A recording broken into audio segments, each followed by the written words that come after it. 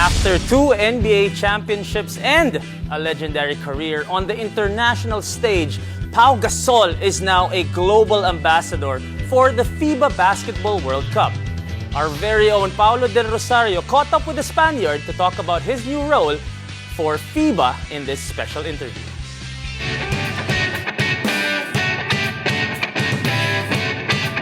FIBA Basketball World Cup Global Ambassador. It must sound strange. How do you feel about that? Feel great. It seems like a natural transition after such a successful career internationally, especially in FIBA tournaments with my national team. So yeah, it's just for me a way to continue to be highly involved with the game, support it from a different angle, yeah, I'm excited about this new role. You've mentioned that in previous interviews that it's so tough to win a FIBA Basketball World Cup. What sets it apart from all these types of competitions? Well, it's just a very tough competition where you get the best teams in the world competing against each other. It's a little different than the Olympics as far as the whole setup. You have to bring your best game to be able to win it, right? And our country has been lucky and good enough to win it twice. The one in 2006 and the other one in 19 in Beijing, which we're extremely proud of, and it's a great feeling. It's a great feeling to be able to do that because it's as I said, it's a very hard trophy to get, and especially when you have powerhouses like the U.S., but also teams that are extremely strong, and they vary. Obviously, it evolves with time and generations and stuff. But our country has done well, exceptionally well. 3 World Cups that you've participated in, if I'm not mistaken. 2002 was your first one. That's right. You've had a lot of experiences. Are there any moments in particular that stand out for you representing Spain and, of course, in the FIBA Basketball World Cup? Yeah, to me, it's always been such a big pride. It's so exciting to represent your country in the World Cup. They've always been extremely tough for us. The 3 that we participated in, they all were a little different and in different times of my career. But in 2002, we played well enough. We just, we fell short in the quarterfinals against Germany, a team that I think we only lost historically that game against them, except 2005 when I didn't play, I think, the semifinals in Belgrade. But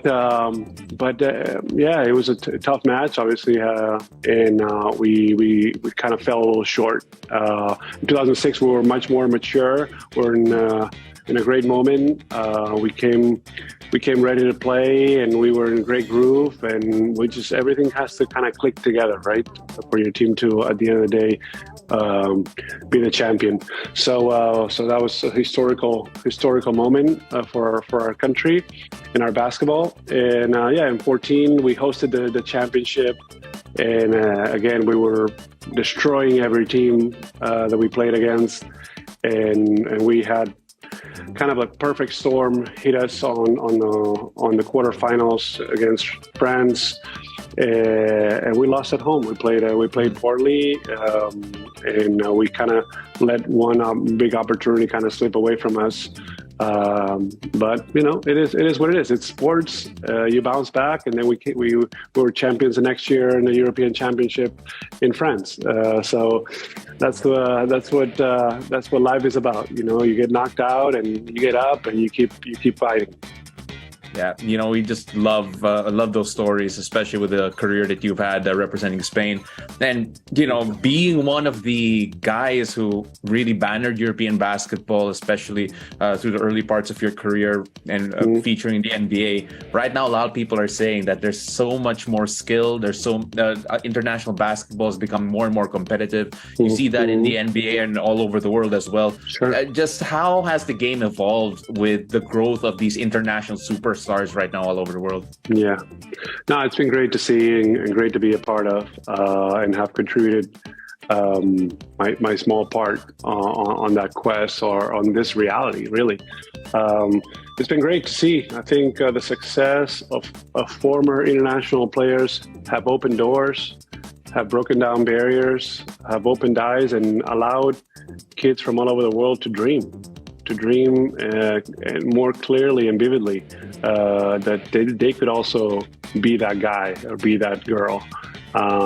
So it's been really fantastic to see. Obviously, the NBA has done a great job also investing and extending the game internationally.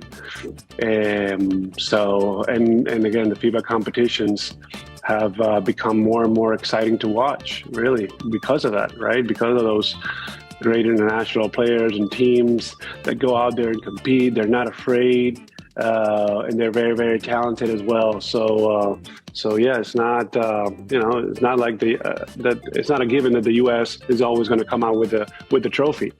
It happens. It happens at times, but other times it doesn't. And that's, again, if you give yourself a chance, you play together, you play as a team, you play the right way, you defend. You might as well, and believe in yourself, you will have a chance. The Philippines will be hosting FIBA Basketball World Cup. You mentioned 2014 in Spain, and I could only imagine the feelings that you have personally representing Spain on home soil. Hearing the national anthem must have been, spine-tingling. Just can you take us a bit through the excitement that you feel that the Filipinos will have once we actually host it? Sure. No, it's going to be extremely special. I think at the end of the day, it's a very unique experience for players, for the staff, for the national federation, for the fans to be able to host a World Cup.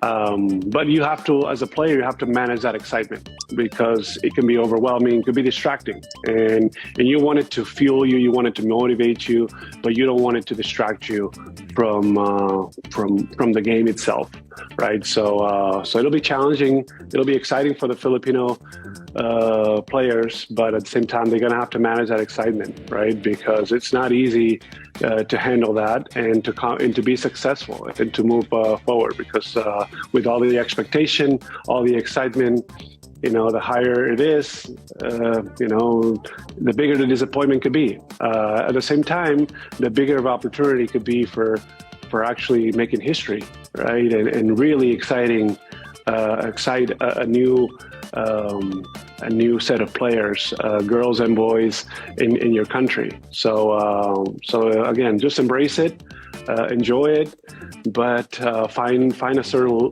balance within the whole thing. Wow, it's been a pleasure talking to you, and good luck in your golf career. We're following that right now after your basketball career. Yeah, so far so good.